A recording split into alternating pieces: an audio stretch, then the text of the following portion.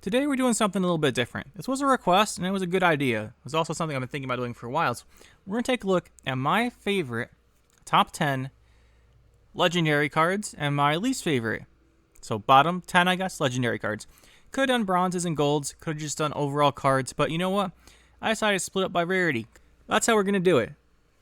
Just shake it up a little bit. Now, let's get into it right off the bat. So, top 10 favorite cards. Before we get started, I do want to mention a few honorable mentions. So, first of all, is going to be Yennefer Conjurer. I just think the idea of just pinging your opponent's tallest things down, the really high value you get out of it, if you can get everything set up perfectly, is fun. It's just not good enough to be playable, so it's on the honorable mentions.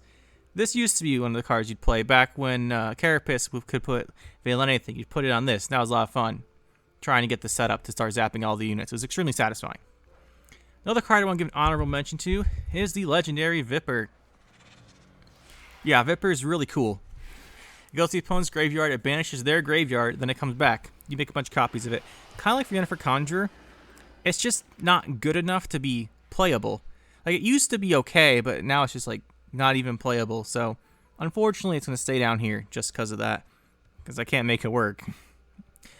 One more I do want to mention here. Actually, I think there's a couple more. So, Phoenix is another one. I really like Phoenix. I like the idea of getting the tokens. I like the idea of it coming back. Well, this token, the hatchling token. I like the idea of it regrowing. Really cool design. Really cool card. To be fair, I haven't tried it out recently, but it's kind of hard to... It's just like kind of hard to get enough value out of it. But I think it's really cool. Doesn't quite make the list. Another one that doesn't quite make the list is going to be Dire Bear. I like the idea. I like how it's a big, special Dire Bear. I like how you can affect what it boosts with its ability. It just doesn't quite make the list. And the last one is going to be Ciri. Regular Ciri, the one that goes back to your hand. This card is so fun to try and get to work, in my opinion. But it just doesn't quite make it. So on to the actual list. My top 10 favorite cards. We'll start at number 10. My number 10 favorite card is going to be Artis. So, the Skellige unit, Human Cultist Druid. This guy. So, 5 power, he plays a 4-version cultist from your deck. And then whenever unit's played, damage it by half its power. Whatever you play with him usually transforms into the Bear Abomination. So, usually plays for 11 points. And I just like how it's a strange engine. Like, damaging half of the power and everything played is kind of weird for a powerful engine effect, right? But it can be really good. Like, imagine this against relics. They're going to be so upset. But again, something like only control cards, like bombs or something, it won't do anything. But I like the card. I just like how the ability works. I like how it can make you build your deck in a way you wouldn't normally, where everything you play gets effects, beneficial effects from getting damaged by half its power. I just really like it. I like how it gives you options, right? You could just play this in a control deck. But yeah, I like this card. Number 10. Number 9, a little bit more memey, slightly better than the ones that didn't make the list, is going to be Yaga. Yeah, Yaga. So he's got the Deploy Sabbath, Gain Zeal. In the order, consume a 4 provision cost unit that increase the provision cost by 1. So hypothetically, you can consume a 4 provision, then a 5, then a 6, then a 7, and at that point you're kind of out of bronze range, but you can consume golds with him. So, I mean, it never really goes that far, but I've had some really fun times with Yaga. Especially, a lot of this comes back to when alumni was really popular.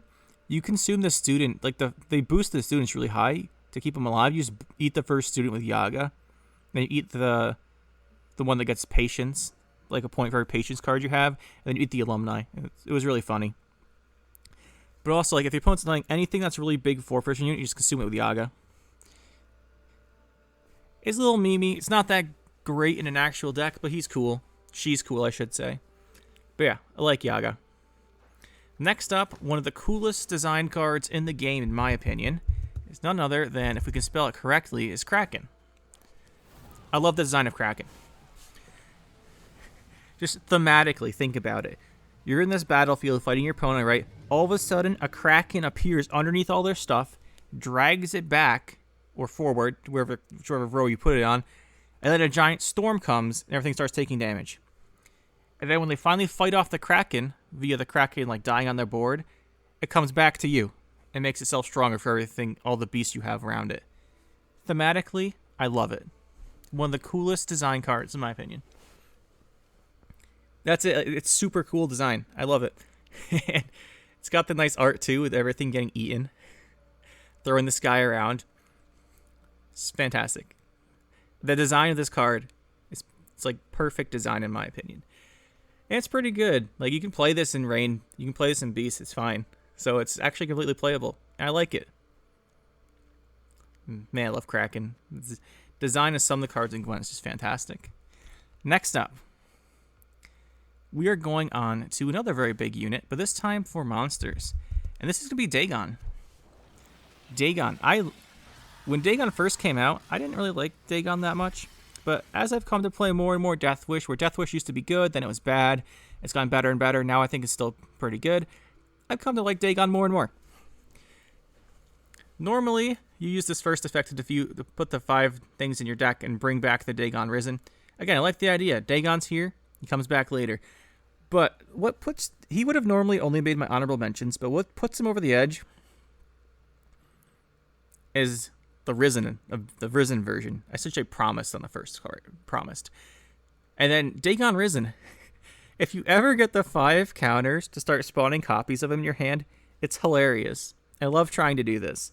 I don't think it's necessarily a good idea to try and do it. You should probably just play him round 1 and use his Worship effect and Infuse. But the infinite Dagon thing is hilarious. So, yeah. That's why I like Dagon so much. I think this is cool. And it's kind of meme, like a lot of stuff here, but even if it's not even if it doesn't work, you get like decent value from it. And I like Dagon. I like that it gives you an option to build a deck around with Death Wish that isn't Haunt. Because Haunt used to be like the end-all be-all of Death Wish. But I like this. I like Dagon. Next up on the list, we are going to Skellige for a card I'm not sure everyone will agree with. But it's going to be the Cockerel himself, Combi. Yeah, Combi's hilarious when you discard your opponent's best card. Your opponent's playing, like, vampires, they got a Regis in their hand. You're like, nah, you can get rid of that. Whatever their finisher is, you discard it. And I think people disliked Combi for a while because of the Magic Compass creating it and Magic Compass being everywhere. And to be fair, I have a lot of highlight clips of Combi being made off Magic Compass. But I played Combi without Magic Compass too, like before it even came out. Because I think it's hilarious when you just discard their stuff. This is probably the highest like meme card on the list. Highest rated meme card. But I don't think Combi's that meme. I think Combi can actually be pretty good. And it depends on the meta, what the opponent's playing. You can just throw them down right away, try and discard their Renfri. That's always really funny. Especially if they draw it off of Triss. Because it goes to the rightmost side of their hand. And you discard it. That's always funny. But yeah, it's Combi. I also love the fact that they're just there on this sword. Golden Rooster. Love it. Next up, we are going into our first non-unit on the list. And this one I think is going to surprise some of you. But it's Endgaith Sword. I really like this card. For a couple reasons. First of all, it has Echo. I like Echo. It has damage. 5 damage is like, okay. And then it spawns a base copy of the stored unit and gives it Doomed. The thing about it is it has Deathblow, Banish, and Store the Soul, right? So, hypothetically, normally, you're not going to do this for 5 damage. You're going to play this to kill something, and then use it in the next round to bring back the soul. Again, I love the thematicness of this sword. You play the sword, you kill something with the sword. The soul stored in your sword, right? Then later on, next round, I don't know, next part of the battle, a little later, you play the sword again, and whatever you killed comes back with the sword. I think that's really cool. You can also make some really weird situations and just kind of crazy stuff happen, especially in mirror matches if you have this, and got some really high potential on it. I just really like this sword. I like the theme of it. I like how you can get some crazy games going with it, and yeah, I just really like it.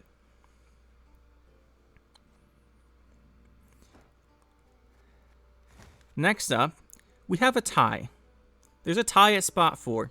I could not pick between these. Is this cheating? Yeah, it probably is, but you know what? Whatever. We'll get on with it. First of all, we have Ciri. Ciri Nova. I know a lot of people hate Ciri Nova. I really like Ciri Nova because I played Ciri Nova a lot before Golden Necker came out, when she was like the only main deck building edition. You had like Shoop and Ciri Nova. and Siri Nova was considered not very good. And you know what? I liked Siri Nova back then. I liked the alternate deck building conditions for the game. I just don't like when they get to be too strong, which I think a lot of people will say. Like, if your optimal deck building is a non-standard deck building, that's probably not great in my opinion. However, I like Siri Nova.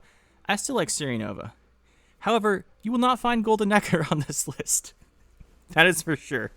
Not on the top 10 list, at least. But yeah, I like Siri Nova. Like the idea of the building the deck with different conditions. However, it's fallen down a little bit. Siri's fallen down for a couple cards coming out after her. She used to be my favorite card in the game. Her and Yennefer Condor used to be my two favorite cards. But yeah, she's fallen down a bit because Golden Necker took away a lot of people liking her and made me like her less, which is on Golden Necker. But I like Siri. I like deck building condition. I like Resilience. Resilience is really good. I like Siri. And if any of you remember the old Siri Nova with the other effect, yeah, I tried to make that work too. And no, it did not work out. Number 3. Oh, wait, I said we had a tie. Yeah, we had the tie. The other one tied with Siri Nova. I said Combi. Not Combi. Yeah, I think I said Combi is the highest meme-ish card. I lied. Sorry about that. It's actually going to be Master Mirror. Master Mirror is the best meme card in the game, in my opinion. It transforms your leftmost card into a random legendary card that was not in your starting deck. Is this any good? No. Is it funny? Yeah, it's pretty funny. And you could actually create a whole bunch of legendaries with Master Mirror if you're cycling this ability. So, it's really fun. Sometimes you play a really top-heavy meme deck, something with like, playing something with Cyana, like Cyana Ehorquax or something dumb like that, and you just throw Master Mirror in, you're like, let's have some fun with Master Mirror. Or a deck that has, yeah, anything with a really high upper range, and you have like 10 bronzes, like 10 4-person cards in your deck, you can play Master Mirror. It's pretty funny. So, I like Master Mirror. I've had a ton of fun with Master Mirror. Yeah, he's meme, but he's the best meme card in the game. To me, at least. Moving on, number 3. Back to the top 3. Now, the bottom ones we got to there, like numbers 4 through 10. You can argue with me not to move them up, down maybe a little bit. Top 3, they're not going to change. I don't foresee these ever changing. These are my top 3 favorite cards in the game. And interestingly enough, they're kind of for different reasons. Let's just start off with number 3. We're going to have a Skellige card again, and it's going to be Melusine. Melusine's at number 3. Couple things with Melusine. My favorite Skellige deck is Rain, so she fits perfectly there. Second thing, the most popular deck that ever made, like people copying, or like net decking it, or people whatever, was my triple 3-round Melusine deck, where you played Melusine round 1, boosted her up, brought her back round 2, boosted her up, and brought her back round 3, and you played the Druid scenario, round 1 to bait out the Heat Wave. That was my most successful deck ever. Like, I think for some time, I think it was the most popular Rain deck on PlayGwent.com, but it's not there anymore because I think after like a year or two, it takes the old decks off. But whatever. Yeah, this was my most popular deck for a long time, and it was one of my favorite decks for a long time. And I still really like Melusine because of how flexible she is. Right, you can play her for a Rain engine. She increases her base power, so you can use that for like a short round tempo play. And you can play her in Self Wound because she damages stuff next to her, and you bring her stuff back in Self Wound. I really like Melusine, as you can tell by how high up on this list she is. But the other thing with Melusine that is, since it's base power, is when the opponent's playing Melusine, sometimes you get to do really funny stuff. For example, in Syndicate, you can grade in this thing once it's come back without the Zeal nowadays. And that's hilarious. I mean, I think I graded to 19.1 once, and then played the Brute, and that was probably my favorite Syndicate game I ever played. But you know, just from the perspective of playing her, I really like how she works. Plus, you can always do stuff with a Renew on her because she damages herself. There's so many interesting ways to use Melusine, and I don't think people try them out as much as they should. But yeah, I really like her. Number 2. This one probably isn't a surprise. Maybe it is. But it's going to be Sigi Reuven Mastermind. Now, I think there's like two groups here. Either you know I revealed this card as my card reveal like last year, and it makes sense immediately, or you don't know that and think I'm trolling you for playing one of the OP cards, most OP cards ever printed on release. Yeah, Sigi Reuven Mastermind is way up on the list just because we got to reveal him, first of all, but also because Collusion is my favorite Syndicate deck of all time. And we got to reveal Sigi Reuven Mastermind for the Collusion support. So I love him because he goes in Collusion. We got to reveal him, makes it even better. Love the gang synergies. Always like Collusion. And the other thing is you can do so many things with Sigi Reuven Mastermind. It's just so flexible. You can do combos with Senior and transforming the things into cut up lackeys. You can do the Collusion stuff. You could do mid-rangey stuff before. That was a little better before Tunnel Drill got nerfed, but there were so many things you can do with Sigi Reuven Mastermind, and it made for so many creative ways to make different decks that has to be up here. Number one, and this card, I've mentioned it several times. If anyone's ever watched to the end of a video, or the intro to the video, you probably know what this is. But we're going to Scoia'tael for the last one. And it's only fair that the favorite card of all time remains so, and that will be...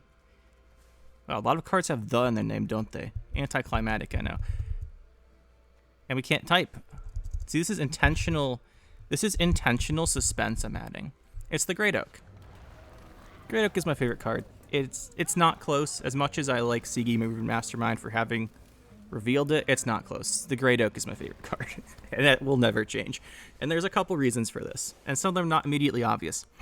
So, first of all, Great Oak is one of my favorite types of card in the game, where it's extremely flexible and can be used in a lot of stuff, right? You can use him for boost, use him for damage. Usually you want to play like a little bit of Swarm with him, bunch of units. Something like Saskia Commander. Something like Symbiosis where you spawn tokens. But you can always just play like Frog Mating Season and get 4 tokens that way. There's a lot of ways to get tokens. Dwarves play a lot of tokens. I just think the ability that he has to be incredibly flexible with either a bunch of damage or just the amount of just the right amount of damage and boosting.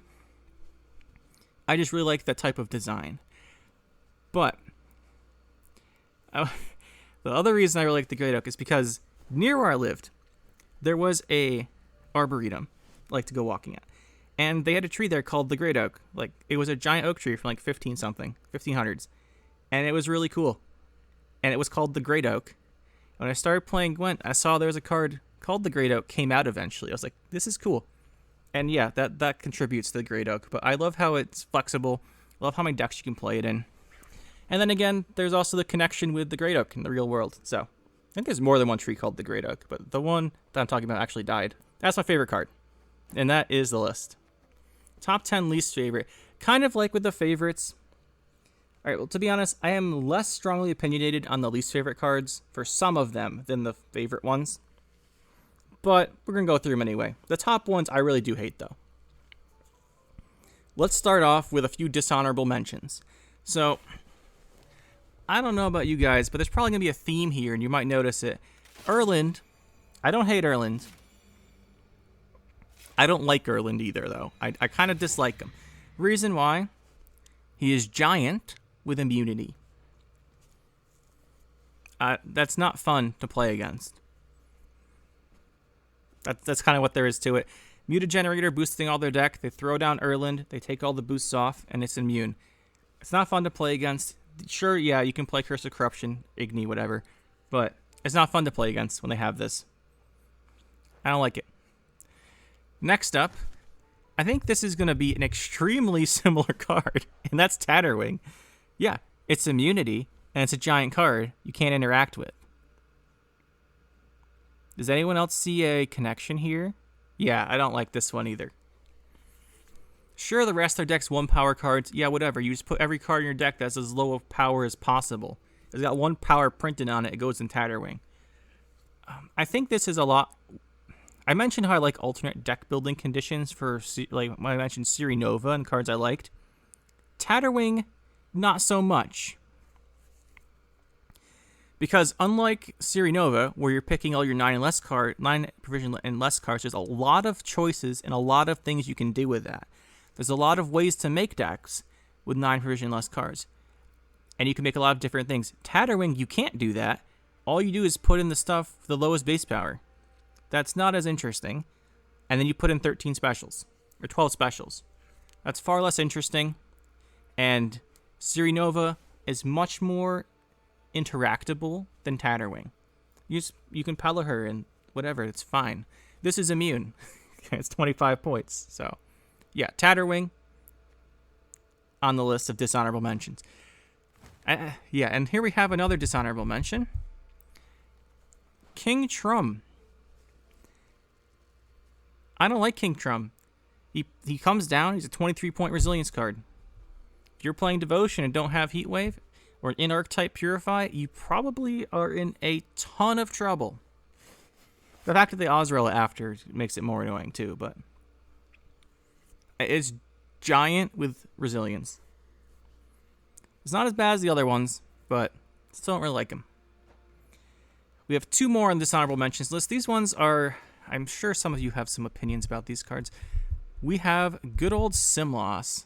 Simloss is responsible for so many annoying combos. Like, you just Waylay Simloss is still a deck that's pretty good. And yeah, any time there's a bronze card that is too good, Simloss becomes incredibly oppressive. Like, anyone remember, what's the one? Spring Equinox. Simloss Triple Equinox. Was that fun? No. I mean, Simloss 10 Waylays. That's a lot more meme to set up, but Simloss 5 Waylays happens all the time. Or 4.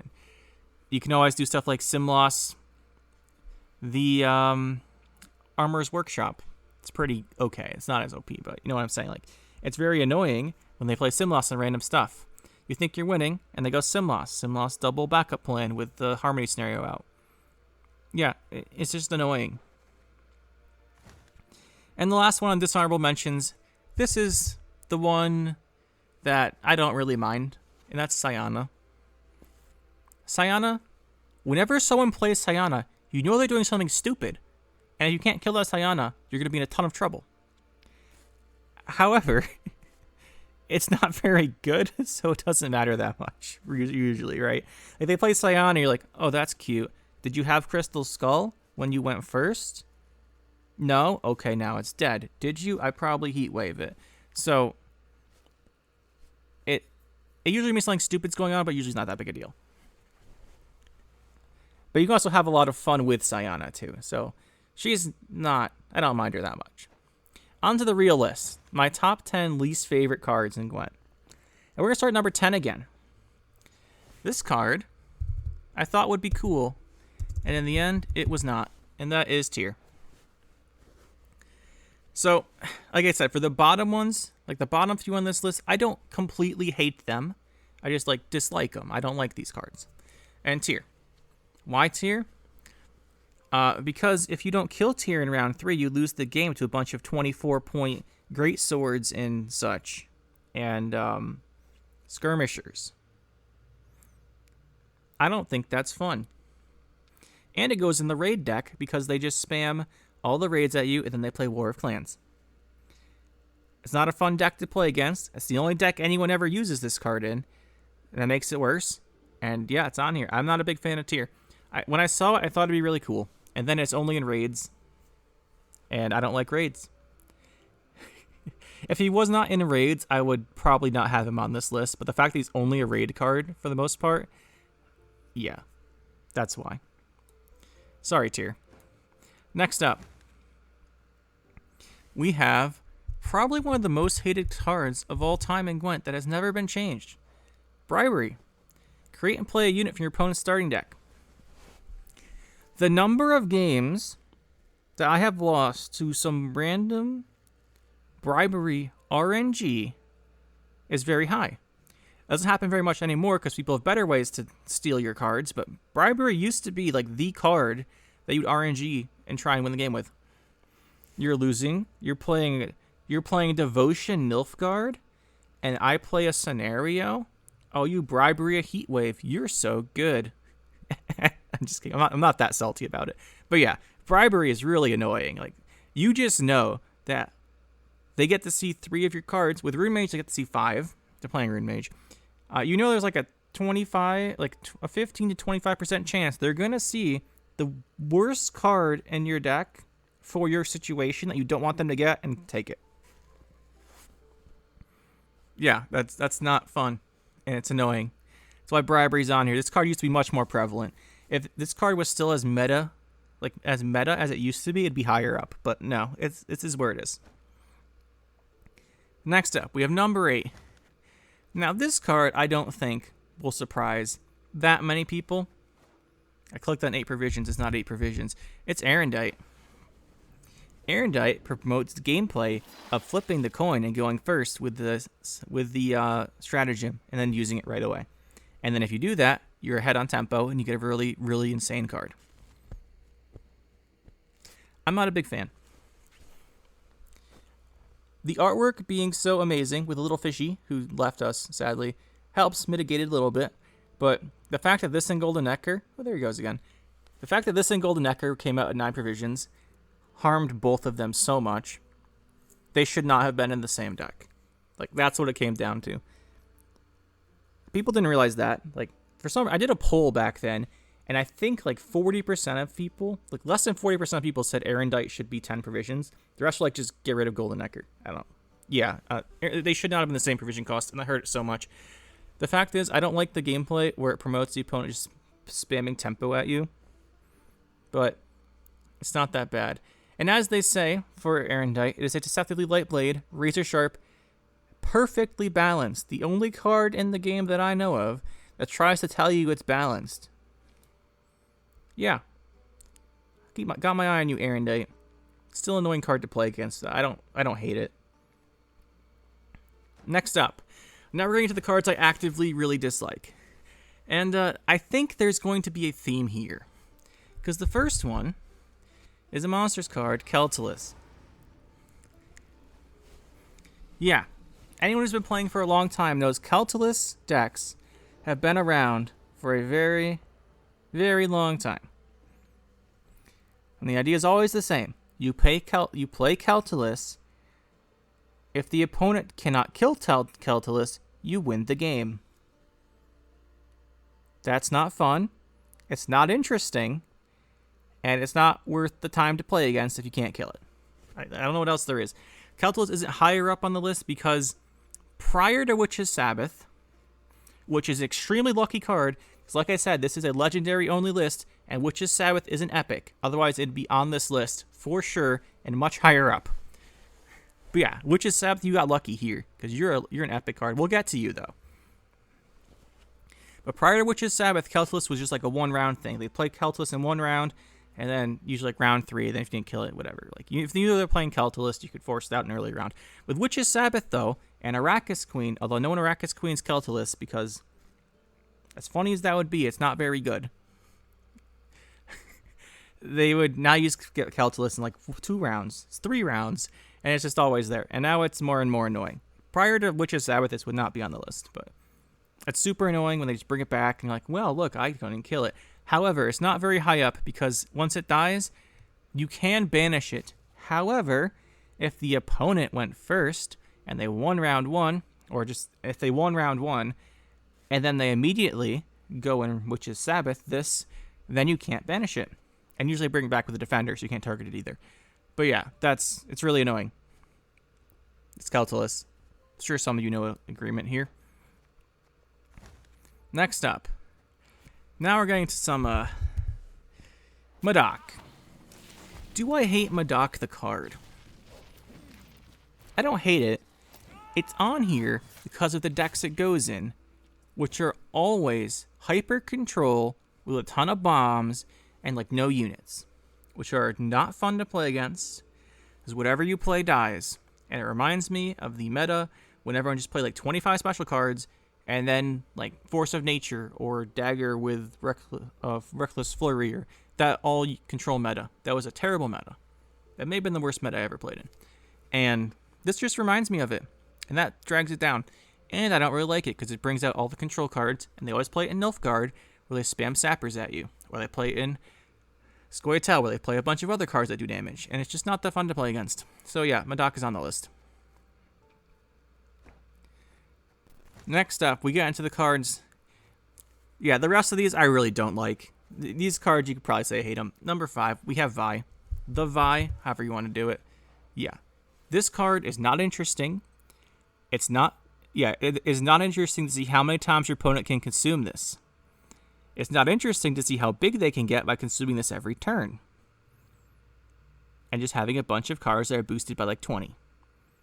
It's boring, and that's it. Like, it's boring. It's not that interesting. Like, I thought the design would be cool when they came out with this card. That was my mistake. I admit it. I may have been interested in the card. First day I played that patch, some people did this to me. I was like, no, I don't like this card. And I have never played Vi in my life, as far as I'm aware. I don't think I've ever played the card Vi. I don't think I will ever play the card Vi, unless one of you comments asking me to make a Vi deck. And now that I said that, someone's going to do it.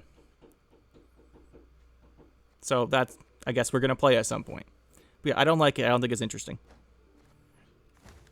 Next up, we at number 4, we have a card called Letho Kingslayer. What is wrong with Letho Kingslayer? Well, here's the thing. I think Letho Kingslayer can be pretty fun. However, every time you see someone play Letho Kingslayer, you know something really dumb's going on. And most of the time, it's 2 Colgrims. And Colgrim Clog is really annoying.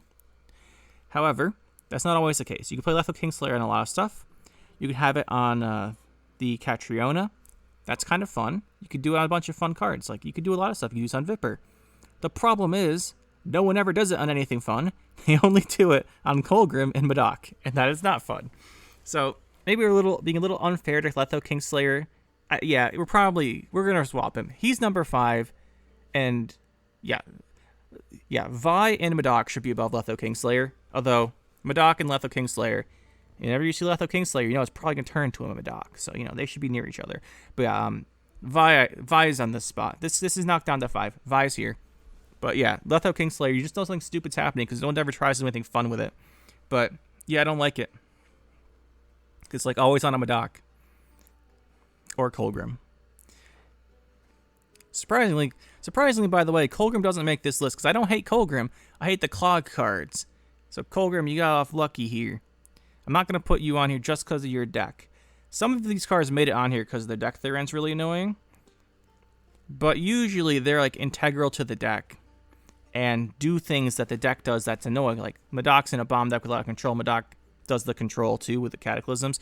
Colgrim really doesn't do anything with Clog. You can play Hyper Thin with Colgrim, which is the reason he's not on here. Next up, we have a neutral card, and it's 8 provisions, and I think there's a very similar theme here.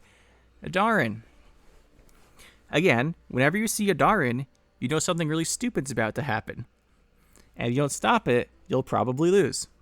That's not fun, in my opinion.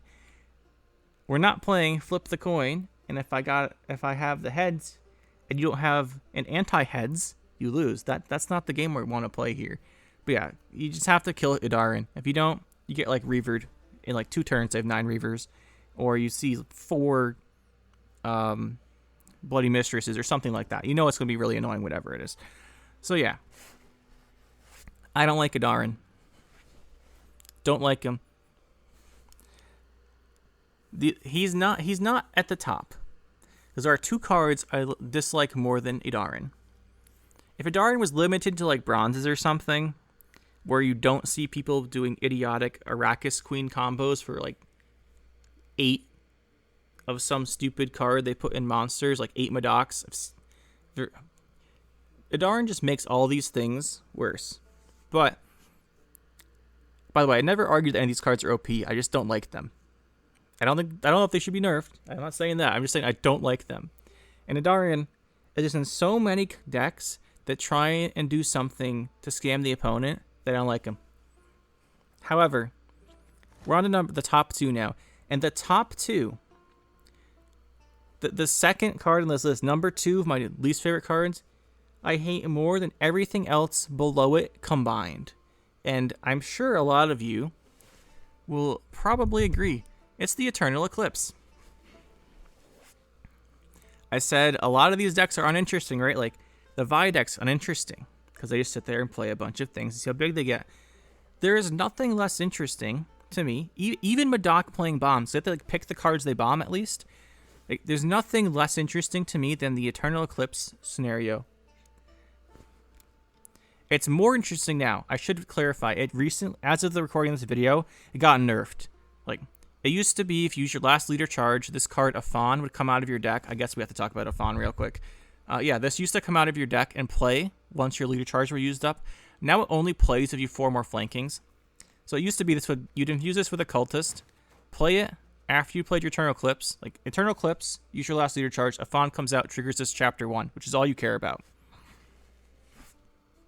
Now, you don't have to do that anymore. Now it is far, far more interesting because you have to figure out a way that you're gonna keep the Eternal Eclipse alive, or maybe make some jank combo to trigger it in the same turn. Something with Double Cross, something with Cantarella.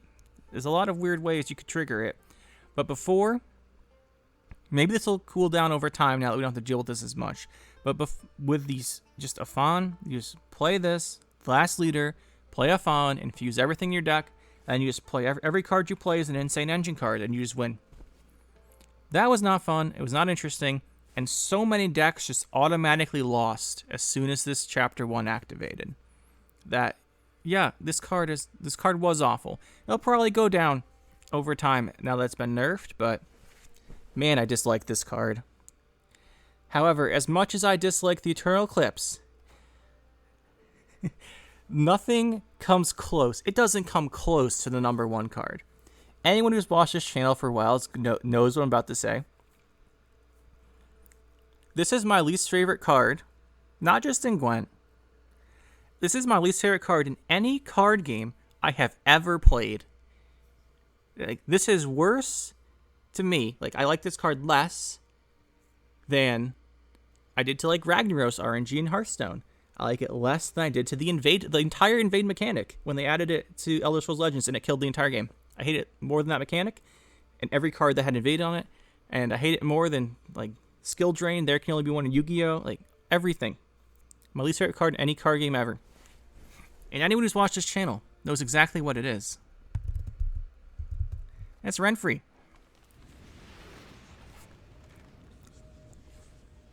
I don't feel like I have to explain this. I've made a whole video on why I hate Renfri before and how defining she was. Yeah, the thing is, Renfri is not OP anymore. I'm aware that she's not OP. I'm aware she's probably a balanced card. I still hate her. I don't know how else to say it. I just still hate her. Everything Renfri did was the opposite of how the game of Gwent should have been, right? Like, Renfri what does she encourage? A bunch of neutral cards, which are always the same in all the different decks. Throwing out your leader ability as soon as possible just so you can have her. Playing only units. So the opponent knows that. Here's the biggest thing with the only unit thing is it so much encouraged Vilgefortz, which is another addition of RNG to every game. Here's the thing though, if you weren't around, Vilgefortz was not a commonly played card. Like, it should have been, but all the people I played back before Renfri's release didn't play Vilgefortz. You played Yennefer's Invocation instead, most of the time. They just didn't play Vilgefortz. But then they realized, oh, we're playing Renfri in 25 units. Throw Vilgefortz in, every game gets 10 times more RNG. So yeah, Renfri just did a whole bunch of stuff. It encouraged like little packages of 3 or 4 cards, and you just put those little packages into your deck, and then all the decks become the same. Renfri is my least favorite card in any game. So, and then nowadays, I know she's not terrible, but the times the opponent RNGs into something, like in RNGs into, say you have like a random 1 power token on your board, and they RNG into Curse of Wrath with the 8 damage, and you're like, wow, the 8 damage passive one I'm talking, this one. It used to be 8 damage, the 6 damage one. They hit your token, they hit the things next to it for 5 damage, and the 6 damage comes out. All of a sudden your board took 16 damage, you have no units left. Or you play some really good card, they get into the Curse of Pride, then destroy it. Not to mention, by the way, Blessing of Kindness being better than the chapter 1 of the Harmony scenario on release. Like, this was better than the Harmony scenario, which was hilarious. But yeah, Renfri, other than all this stuff, when she came out, I have a video on this. More than 80% of decks I played like 300 or 400 games to get this data. More than 80% of my opponents played a Renfri deck. That's ridiculous. And it almost ruined the game for everybody. But yeah, Renfri, number 1, not even close. I hate this card. People keep asking me to make decks with it. Yeah, I'll do it. But, I'm not going to be happy about it. I hate this card. Gotta get that off my screen, despite how cool the artwork is and the wallpaper. So that's the list, guys. Let me know your own top 10 favorite and top 10 least favorite legendary cards, or just cards in general. I will be doing the other rarities, the epics, the commons, and the rares. I'm going to be doing all of them, but I wanted to break it up into rarities just so I had enough space to kind of talk about all the cards I like and don't like a lot. So that's why we did it that way. And I thought it'd be a little different, because most people don't even differentiate the epic and legendary cards until you realize that one costs more to craft than the other, or the commons and the rares. So I thought it'd be fun to break it up this way. Let me know what you guys think about your favorite and least favorite cards. Where do you disagree with me? Where do you agree with me? Is there anything I left off that you think should be on the list? I know a bunch of you are going to mention Golden Nekker, but to me it's not on either the top or bottom 10, or even the dishonorable honorable mentions. But you guys let me know what you think. And hopefully this was enjoyable. It was a good idea, whoever suggested this. I forget your name, but it was a good suggestion. I was thinking about doing this anyway, so here it is. And we'll come back relatively soon with the other rarities, and hopefully you guys enjoy that too. But till then, we'll see you guys in the next one. That'll be it for this one, guys. Hope you enjoyed. We'll see you next time. Make sure to hit that like button and subscribe to the channel for more. And you can check out some more videos over here. And thanks for watching.